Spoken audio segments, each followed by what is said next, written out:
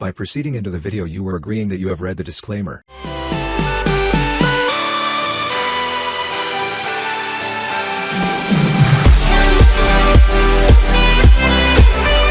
And welcome students to Manu का ज्ञान। आज हम लोग पढ़ने वाले हैं क्लास 9 तुक का अंधकार चैप्टर। बहुत इंटरेस्टिंग चैप्टर है।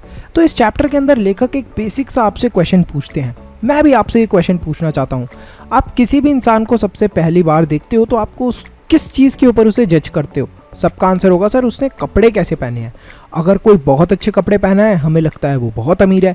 कोई बेचारा बहुत फटे पुराने कपड़े पहना है तो हमें लगता है यार ये तो गरीब है। तो लेखक यही बताते हैं कि मनुष्य का पहनावा, मतलब जिस तरीके के वो कपड़े पहनता है, वही समाज में मनुष्य का अधिकार और उसका दर्जा निश्चित करता है।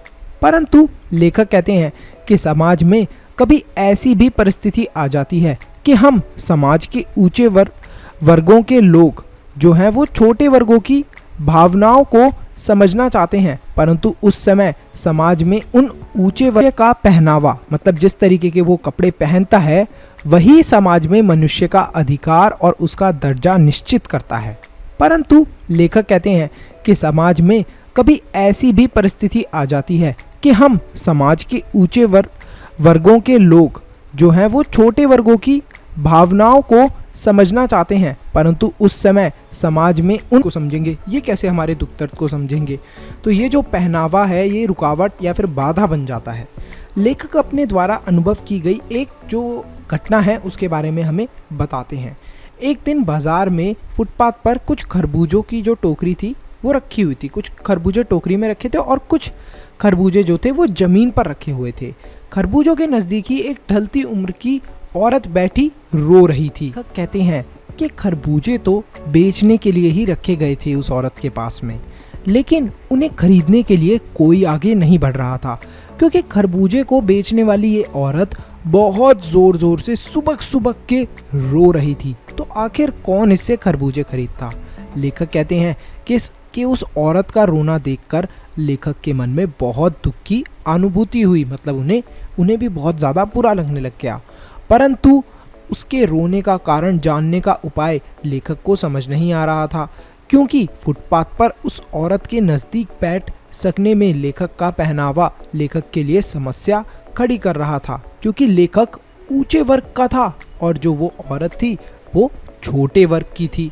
लेखक कहते हैं कि उस औरत को इस अवस्था में देखकर एक आदमी ने नफरत से उसकी तरफ थूकते हुए कहा कि देखो क्या जमाना आ गया है, जवान लड़के को मरे हुए अभी पूरा दिन भी नहीं हुआ और बेशरम दुकान लगाकर बैठ गई।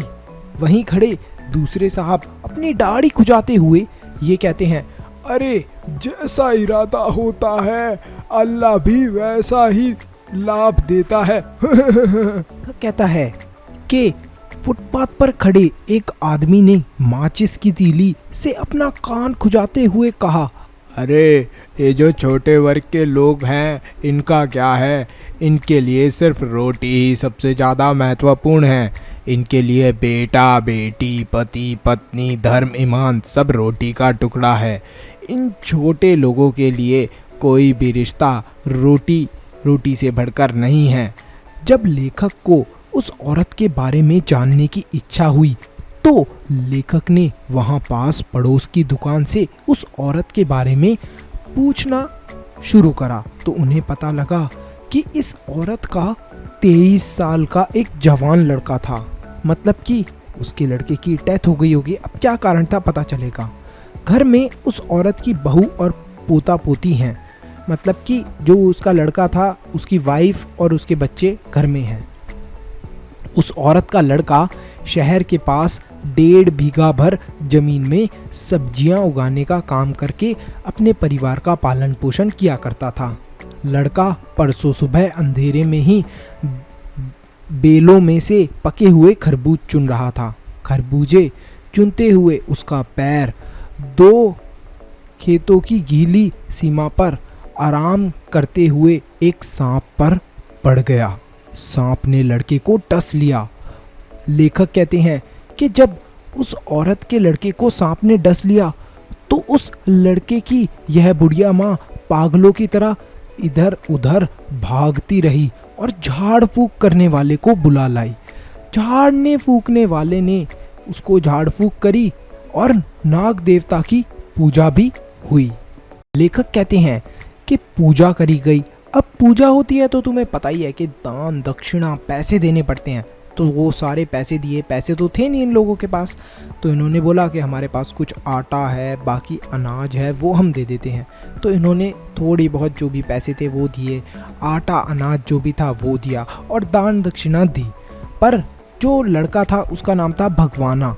भगवाना जो एक बार चुप हुआ तो वो फिर नहीं बोला, मतलब कि अब वो उसकी डेथ हो गई थी। लेखक कहते हैं कि जिंदा आदमी नंगा भी रह सकता है, परंतु मुर्दे को नंगा कैसे विदा किया जा सकता है। मतलब किसी की डेथ हो जाती है तो हम उसे नंगा तो विदा नहीं कर सकते, तो उसके लिए बजाज की दुकान से नए कपड़े लाने ही होंगे, और साथ में चाहे उसकी लड़के की माँ जो है उसके हाथों का जेवर ही क्यों ना बिक जाए, सारी चीज़ें करनी पड़ती हैं मुर्दा आदमी के लिए। तो वो सारी चीज़ें हुई। लेखक कहते हैं कि जो भगवाना था, वो लड़का था, वो तो परलोक चला गया और घर में जो भी कुछ अनाज था और पैसे थे वो सब उसके अंतिम संस्कार में लग गए। लेखक कहते हैं कि बाप नहीं रहा तो क्या, लड़के सुबह उठते ही भूख से बिलखने लगे, मतलब जो बच्चे थे भूख से चिल्लाने लगे। अब बेटे के बिना बुढ़िया को कोई पैसे भी उधार कैसे दे, क्योंकि हमारे समाज में ये माना जाता है कि कमाई केवल लड़का कर सकता है, और उस औरत के घर में कमाई करने वाला लड़का मर गया था। तो अगर कोई उधार देने की सोचता भी है तो उसे यही पता है कि अब इसके घर में कोई काम करने वाला तो है नहीं, तो मैं अगर उधार पैसे दूंगा तो वो वापस नहीं आने वाले। यही कारण था कि बुढ़िया रोते रोते और आंखें पोंछते पोंछते भगवाना के बटोरे हुए जो खरबूजे थे उन्हें टोकरियों में समेटकर बाजार की ओर बेचने के लिए आ गई थी। बेचारी औरत के पास अब कोई चारा भी नहीं था। लेखक कहते हैं कि बुढ़िया खरबूजे बेचने का साहस करके बाजार में आ तो गई थी, परंतु सर पर चादर लपेटे हुए, सर को घुटनों पर टिकाए हुए अपने लड़के के मरने के दुख में जोर जोर से रो रही थी। लेखक अपने आप से ही ये कहता है कि कल जिसका बेटा चल बसा हो, मतलब कल जिसके बेटे की मौत हुई हो, आज वो बाजार में सौदा बेचने चली आई है, मतलब आज वो बाजार में सामान बेचने चली आई है। इस माँ ने किस तरह अपने दिल को पत्थर किया होगा। लेखक कहता है कि जब कभी हमारे मन को समझदारी से कोई रास्ता नहीं मिलता तो उस कारण बेचैन हो जाते हैं हम लोग, और बेचैनी के अंदर हम लोग कदम अपने तेज कर लेते हैं।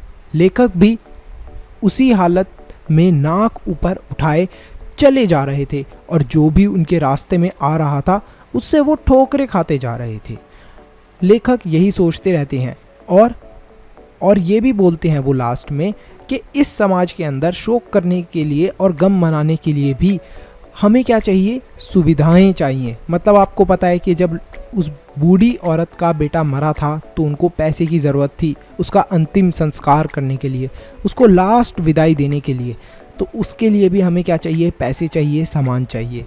तो दुखी होने का भी अधिकार होता है। बहुत इम्पॉर्टेंट बात लास्ट में लेखक ने कही है कि दुखी होने का भी हमें अधिकार होता है।